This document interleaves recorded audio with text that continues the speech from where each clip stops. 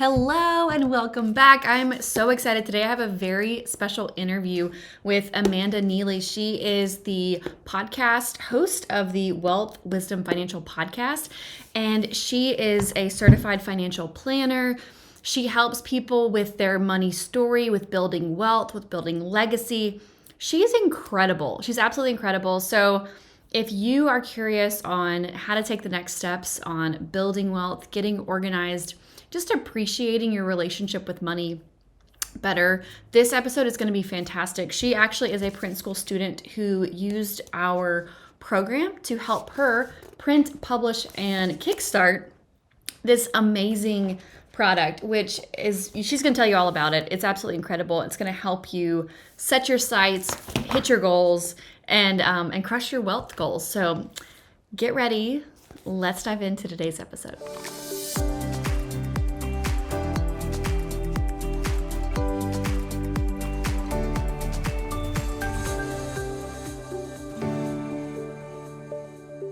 Yay, Amanda, welcome to the show. I am so glad you're here. I cannot wait to catch up, talk about all things money, wealth building, what's going on in your business. Obviously, I want to talk about your incredible product, but welcome to the show. Thanks for having me, Polly. It's great to be here. Yeah, so tell everybody a little bit about Amanda. Yeah, there's so much to tell. I'm such a, well-rounded, awesome person. No, um, probably the number one thing you need to know about me is I never thought I would be where I am today. I grew up, when I was born, my parents were on public assistance. It was called welfare back then. And my mom went back to college in her 30s to be able to provide for our family.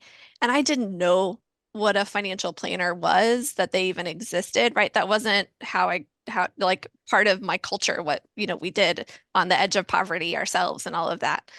And but like my mom was in credit card debt when I was in middle school, and my parents were fighting about money, and I was sick and tired of it. So I sat my mom down at the kitchen table, and we figured out how to get her out of debt and pay her bills Wow. every month. We did that every single month. We sat down at the kitchen table until she got out of debt. And then I was like, okay, you can do this on your own now.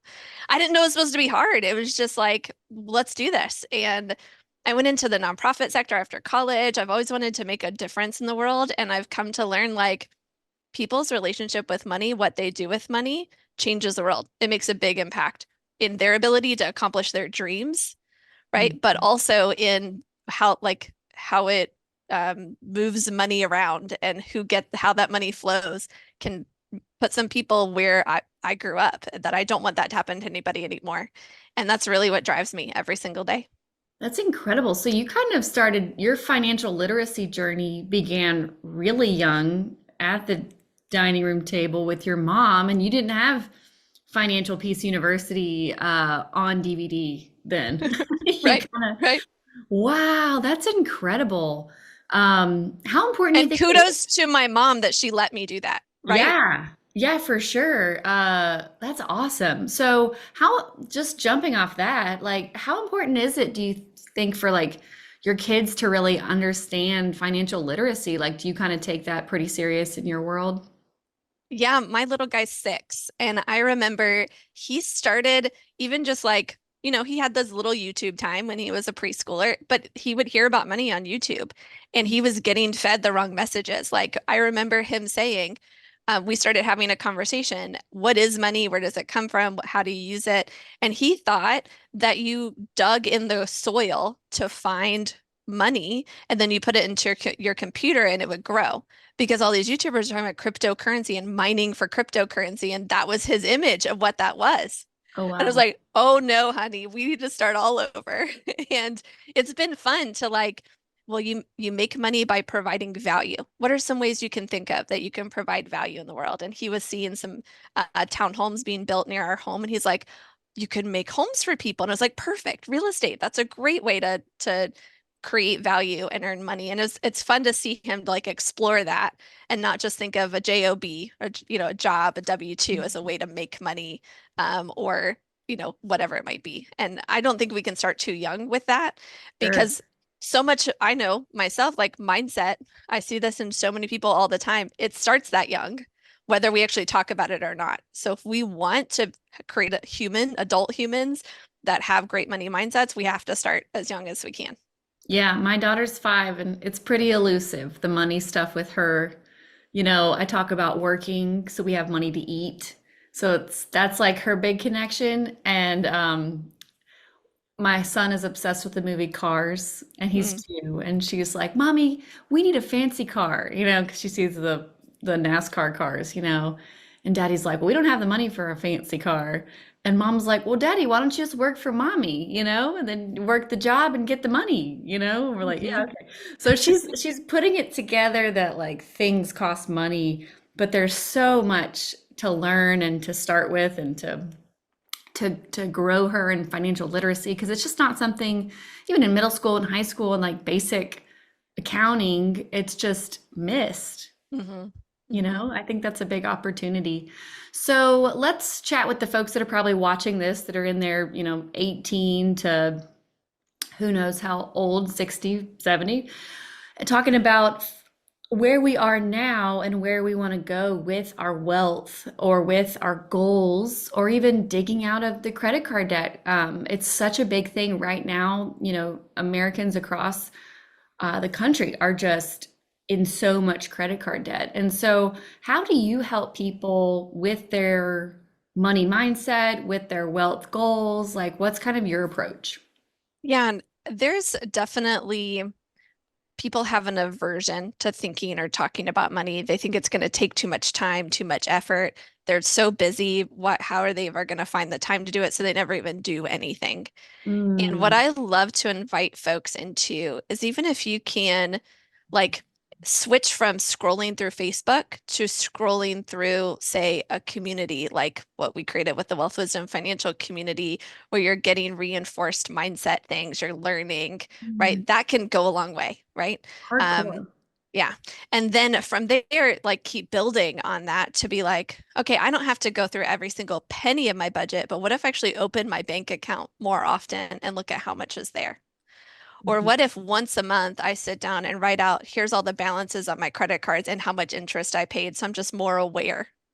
And Yeah. that's going to probably change what I do, but I'm not like forcing it to happen. I'm just increasing my awareness so that naturally I make different decisions. And then you can build on top of that to be like, okay, now I'm ready to actually like look at every penny and have even more intention with it. How could I do that in 10 minutes a day or an hour once a month or whatever, like time block? And then I love inviting folks to make it really fun. So Mm, like you talk about this when people are creating their product to like when they're getting into creation mode or writing mode to build the scene, right? To light a candle, to remove all the distractions, have their favorite beverage. That's what I invite people to do when they're engaging with money too. And if we could even do that for 1 hour once a month, I think when then we can build on top of that, that can be totally life transforming. And that's what I do.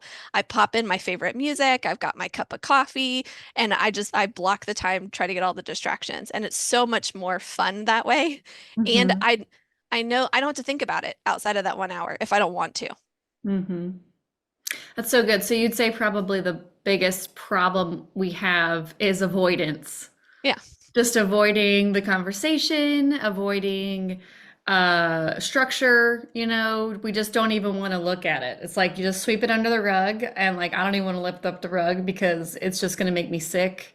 It's going to cause an issue in my marriage, it's going to cause a conflict um, yeah, interesting. Okay, so my little backstory with money, I got married. We had a really difficult time combining our finances. And it was just like, it just was so foreign, and we both had credit cards and we both had debt. We both had student loans and we didn't really know how to connect it. And so we went through Financial Peace University. We did the whole cash envelope system, which blew our minds. Just having a relationship and feeling your money was Hmm. so important. I never really did that even as a kid. And so that was really helpful. And we did the zero sum budget. That was our next step. And so I will never go back. We are now combined zero sum budget every month. I track it every Tuesday. Every Tuesday morning, I have a 15-minute session. I go through and I paste in every variable expense that we've hit this month, and I know where we're at with our grocery money. So it's kind of like a digital Yeah. envelope system. Yeah. So that's where we are, but there's so much more to learn. And I guess I'd like to ask you, where do you have people start, and what resources have you built for people? Because I know you've been in the space for a long time. You have a podcast all about wealth. It used to be called Grandma's Wealth Wisdom. Hmm. Now it's been rebranded, which I love the story behind Grandma's Wealth Wisdom. If you want to tell them that. Yeah. So there's been a dramatic shift in how individuals do money in the last 50 plus years. The way that the greatest generation, the silent generation, the way that they did money, very different from how the boomers and now Xers, Yers, millennials, Gen Z, how we've been taught. And we think there's still some value in looking back at the things that were working 100 plus years ago and considering which of those things do we actually want to pick up and add to some of what we're being taught today, and carry some more balance that way. Particularly if you look back 100 years ago, there were a lot more people with small businesses that were, doing things like sewing projects or, creating uh, maybe print products. I don't know, right? Like different things that they would supplement their regular income with and stuff. We're having a resurgence of that now. More and more Mm. people are having a side hustle and they're trying to make that side hustle into their full-time thing. And there's more small businesses have been started in the or during COVID than, the 10 years before, things like Oh that. wow, yeah. And so like there's some things we might want to pick up if we're returning to some of what they were doing and how they were living their lives. Maybe there's some things about money that we might want to consider that might help us too. And they probably didn't have as credit card then, Right. right? So Right. everything was you spent the money you had. Yep. That was Yep. probably one of the bigger ones, right? Like, don't spend Hmm. money you don't have. Yeah. Yeah. Probably. Yeah. Interesting. So I love what you created in print school. Your journey was so fun to watch, and I love the structure of what you built. So I'd love for you to take us through kind of the story of how this was built, the heart behind it, like the why, and then what's inside. What's the journey of this incredible product? Yeah. So I've always been a writer. I like won a poetry contest in seventh grade, right? Like I've just always loved writing. My mom was a writer. I knew like I would follow in those footsteps, do some kind of writing. But what I hate about books is that they're just reading. And we have this thing, kind of like our body takes in an idea, or like kind of like our body takes in like an external organ, and we have to fight rejecting it. We do the same thing, Mhm. our brain with ideas. When an idea comes from a book, if we don't process it and integrate it and have rejection kind of medication to anti-rejection stuff, that idea is gone pretty quickly. Interesting. And I've always loved books that had like a study guide with them or like questions at the end of each chapter that you could discuss with a small group or stuff like that. But I've never found that kind of thing with money in a way that I felt was like somebody could do it on their own or with a one other individual, not as part of something like a university, right? Or like a big curriculum where you're with a bunch of other people. And a lot of people don't like sharing with others. And not everybody goes to a church and hears about Financial Peace University as well. And so I really wanted to make this. I was also thinking about my son and the lessons that I would want him to have as I created this as well. And like if he picked this up when he turns 18, could he learn things that will take him the rest of his life and have fun with and keep learning? I've learned that in life, we need a set of principles and we need a process. So for like you might look at AA or NA, they have 12 principles and they have this 12-step program, right? We have in faith, we often have a set of beliefs, but then we also have like a process. Like I was taught the 5 finger: hear, believe, repent, confess, be baptized, right? Live it out, Mhm. right? Like process. So that's really what's in here. There's principles. So it's a 12-week, your 12 principles. You kind of can learn the principle, some questions to reflect on it, see how you might integrate that principle into your life now. And you could come back to the same principle in 10 years. You might integrate it a little differently then. So principles, and then a process. I call that process STILL. It's actually 5 steps, and they are an acronym STILL. The S is set your sights. We need to know our goals, where we're going, have that vision for the future. Then track your in and out, which often is we track our in and out a lot better if we know where we're going and what we want Yeah. first. Yeah. And you could do that with every penny, or you could just look at balances and be like overall 30,000 foot view picture, right? You could choose your own adventure there with tracking. And then inspect your progress. This is where you start looking at things like net worth. How is your in and out actually helping you get further or closer from your goals and where you want to go?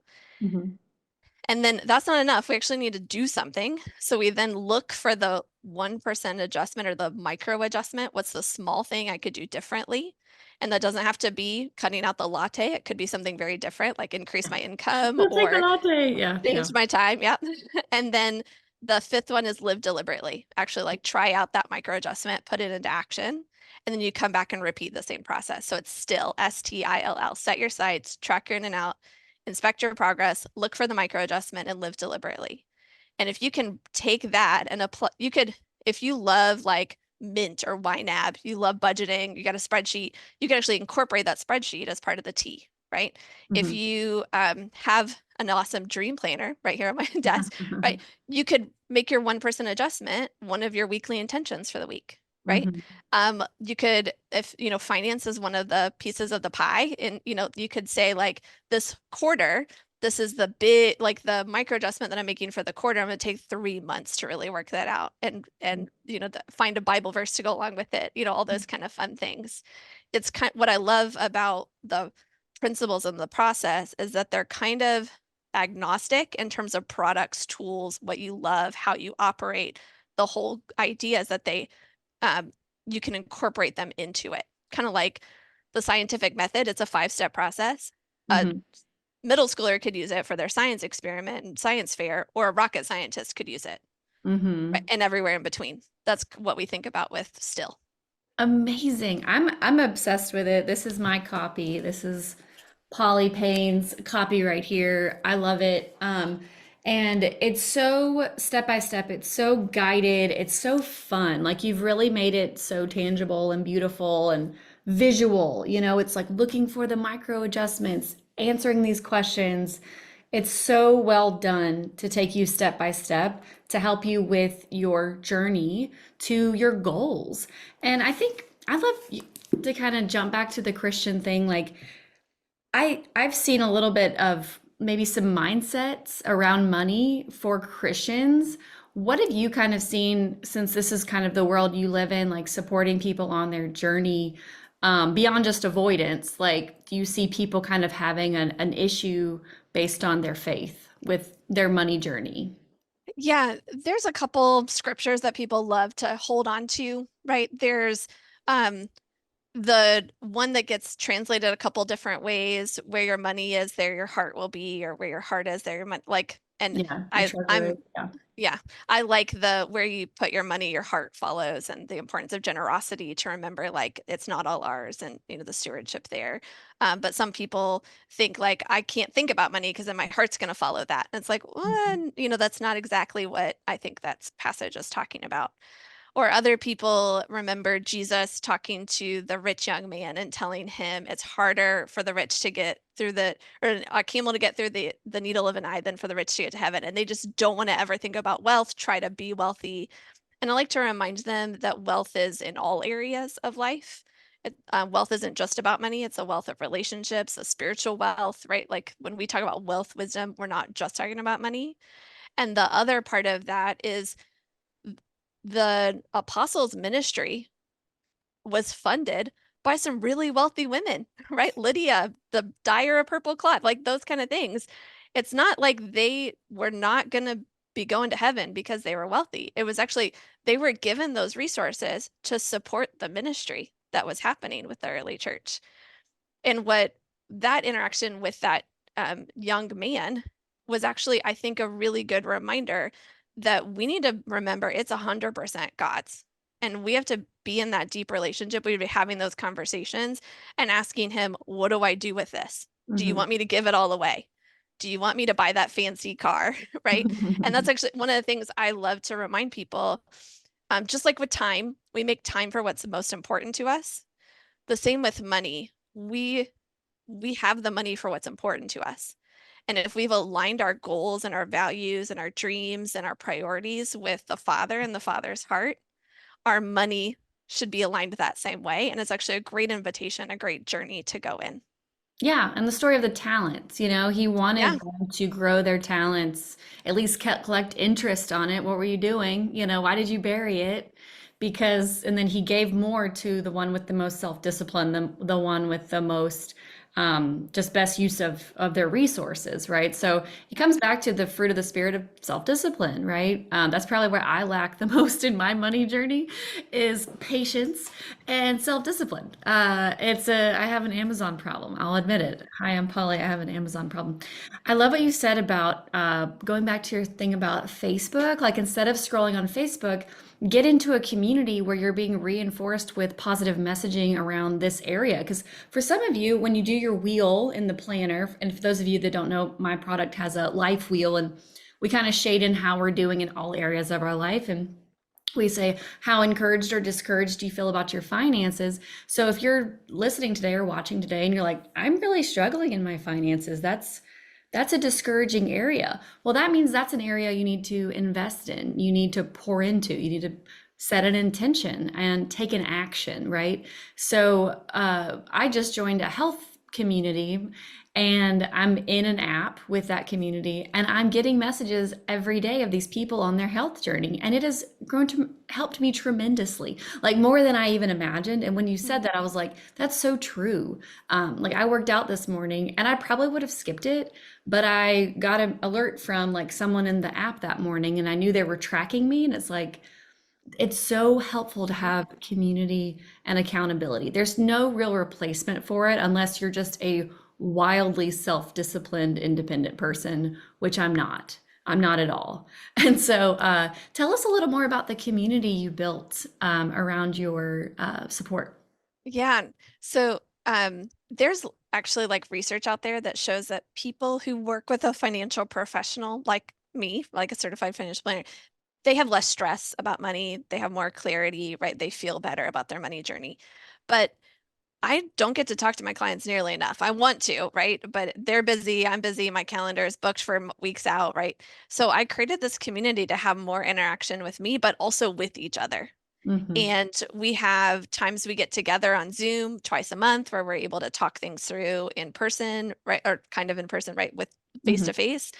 We actually, one of those times we do still together where we're playing some music and it's kind of an hour where people can do it. And then we pop in and talk about how did that go? What questions came up? What are you thinking about? And it's so much fun.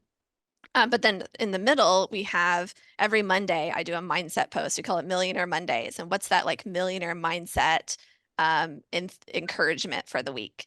And then Wednesdays, we call it Wealthy Wednesdays. What's something you want to learn about money, right? That maybe you didn't know before, like what is diversification really, right? We know we should be diversified, but what is that and how does it work? And there's some Warren Buffett information I shared on that one, right?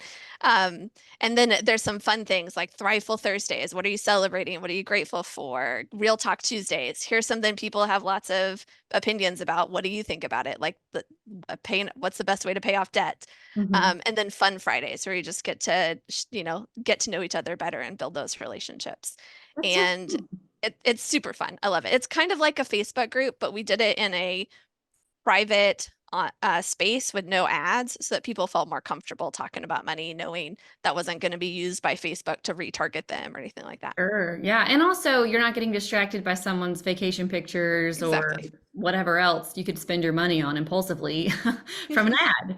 Yep. So I do want to ask also, um, well, before I ask that question, where can people join this community? And also, where can people grab their book?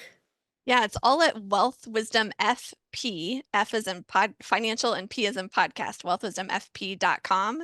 And you'll see the tabs community or shop to be able to do that. Either whichever one or both. Yeah, so they can grab the journal and join the community in one. Yep. And we do have a code for you to get $10 off. The code is DREAM, all caps. We'll put the link to Amanda's shop below along with the code.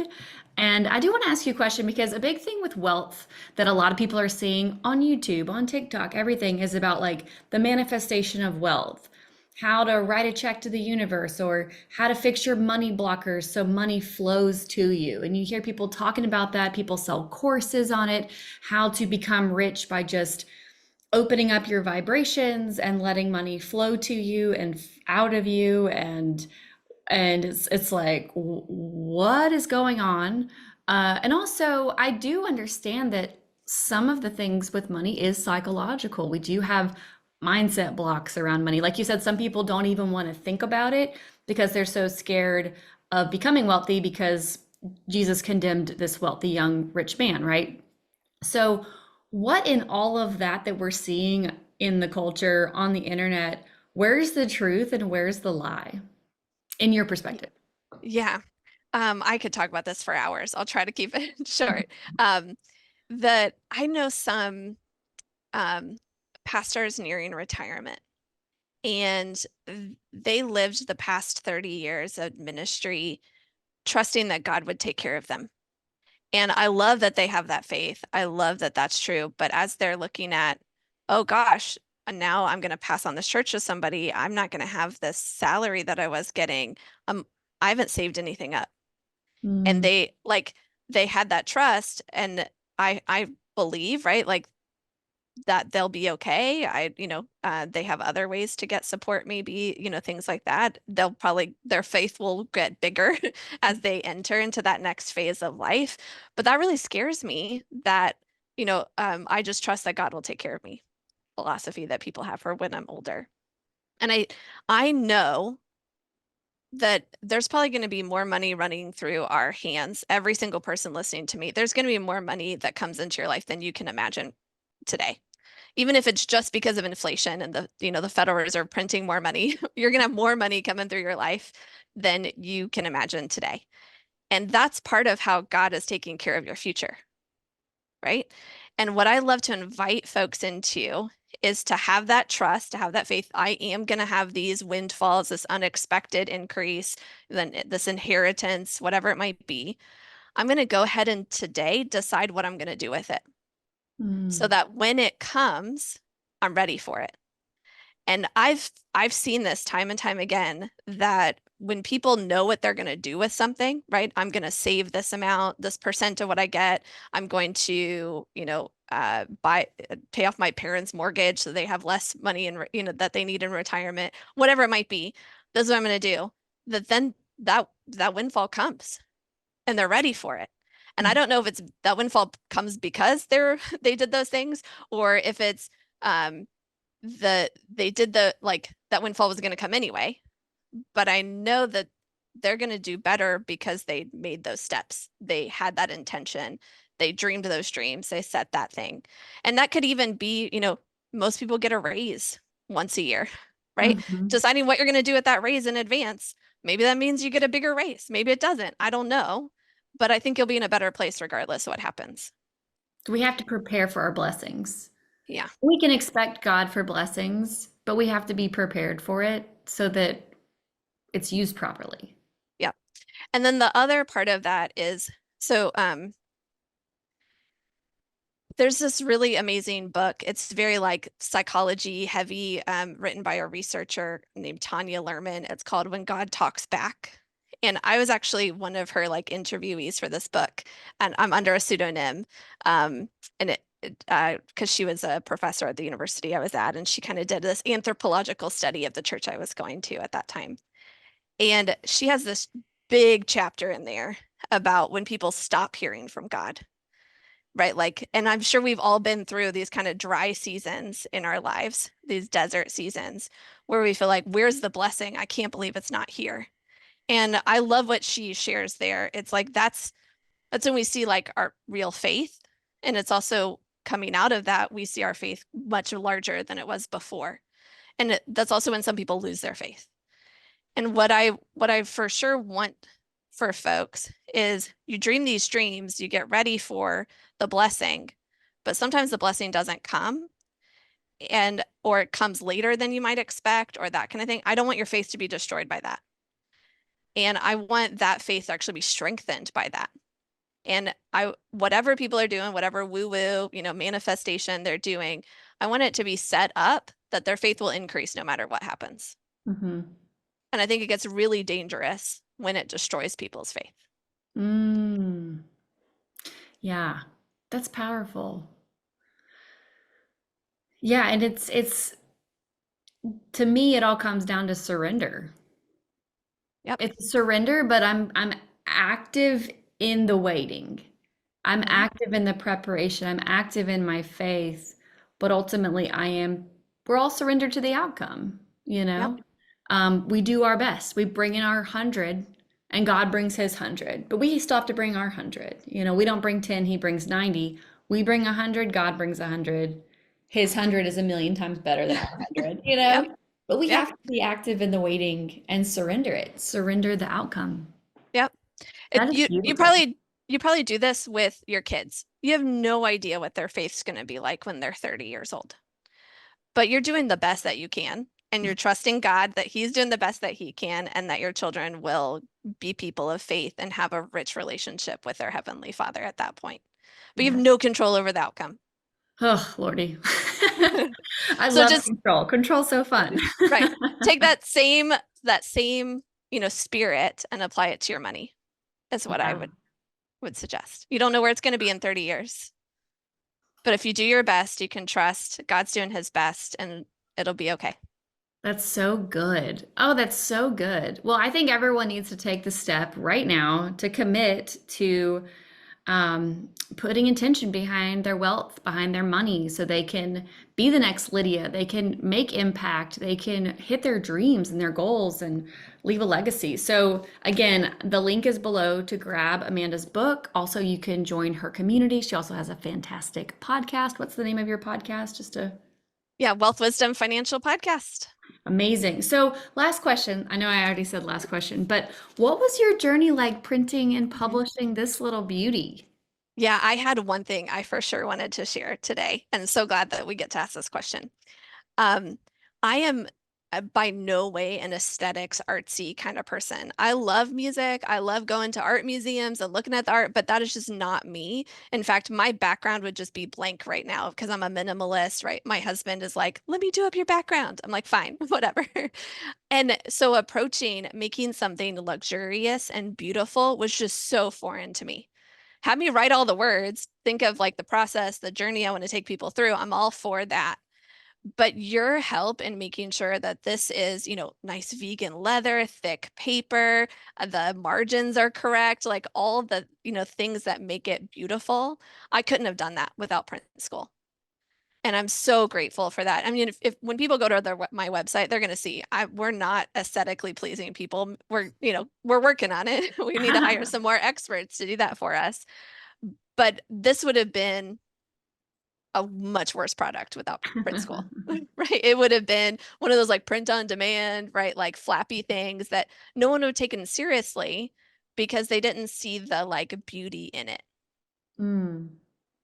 Yeah, I'm a big fan of excellent things. I think it helps people take it seriously and it's more inspiring, and Yeah. that's special. So, this was such a great conversation. Thanks for inspiring us today, Amanda. I love all the things you had to say, and we're going to start preparing for our blessings. If you're preparing for your blessing, drop that in the chat below.